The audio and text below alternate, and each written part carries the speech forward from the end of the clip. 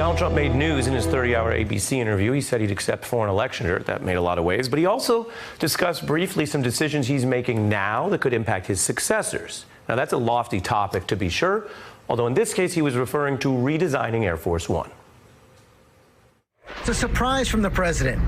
The first look at an updated aircraft, a new look for Air Force One that he designed himself. Here's your new Air Force One, and I'm doing that for other presidents, not for me. It's scheduled to arrive in 2024. The exterior getting a makeover with a new red, white, and blue paint scheme, a departure from the iconic blue and white.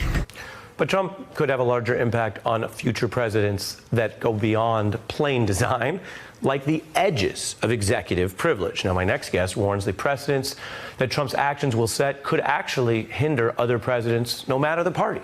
Former Acting Solicitor General Neil Katyal, who's argued dozens of cases before the Supreme Court, and who leads our opening argument series. Nice to see you again. Nice to see you, Ari.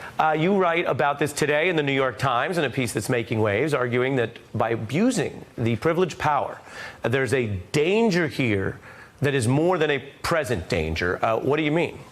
Well, so executive privilege is this concept, Ari, that goes all the way back to the founding, the idea that presidents should have some zone of secrecy around them to have confidential deliberations and decision-making. And I wrote this piece because it's easy to see a lot of Trump's abuses in the short term, things like him lying, defying Congress and all, obstructing justice and things like that. But there's some subtle long-term effects of the things he's doing. And one of them is with relation to executive privilege. I mean, I've been in two different administrations, and I would say, particularly President Obama was really careful to make sure that he wouldn't invoke executive privilege unless absolutely necessary. He only invoked it once in 8 years, even though many years he had Congress opposed to him in terms of being from the opposite party. And one reason he did that and was so sparing was because he knew if he became extravagant in the use of executive power, then it would bind future presidents. Courts would push back, Congress would push back, the public would push back. And I think, unfortunately, Donald Trump's profligate use of executive privilege is going to lead to those things. Well, and some of our viewers may be accustomed to hearing you in this era, as with so many experts, discussing Donald Trump's questionable choices in judgment. But I don't think that comes from a Trump obsession. A, it comes from sometimes the questions we put to you, and B, the era we're in. Your New York Times article talks about what you viewed as overreach by President Clinton. Tell us a little bit about that.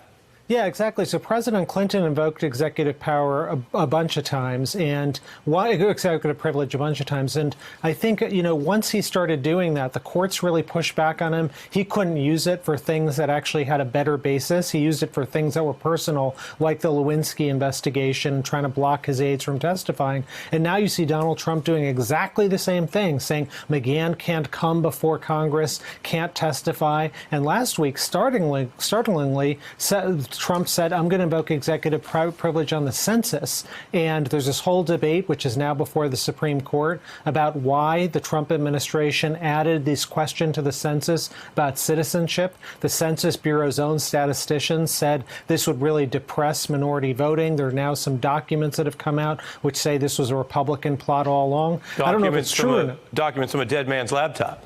Exactly. And who knows whether it's true or not. That's what, after all, Congress is supposed to get to the bottom of. And here you've got the president saying, I'm not going to tell you. And a federal judge has said, yeah, it sure looks like the Trump administration has been lying. And then the president invokes executive privilege. Again, it looks like to cover up wrongdoing, not for something else. It looks something out of the Nixon playbook.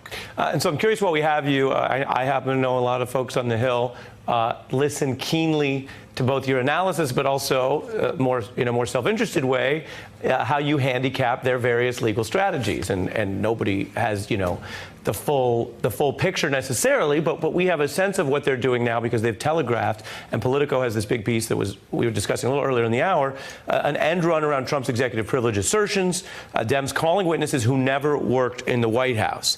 This sort of skips over the whole debate. It does not obviously resolve the court battles over the people who did work in the White House. What do you think of their strategy here? So it's partially good. So look, executive privilege is a weak claim if you're trying to assert it on behalf of people who never were in the government in the first place. And that's what that Politico article says the Democrats are going to try and do. But, look, Trump abuses every privilege in the same way, it's kind of like King Georgie. It's like take a legal concept and then stretch it beyond all recognition. And that's what you have Trump doing. And so, I don't think that that'll obviate the court fight.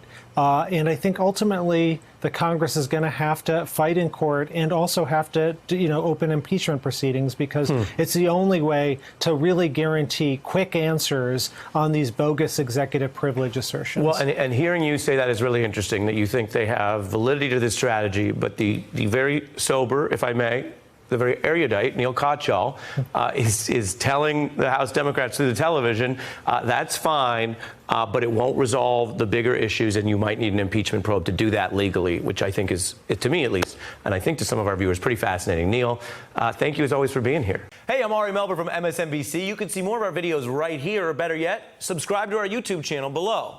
You could have been anywhere in the world, but you're here with us, and we appreciate that.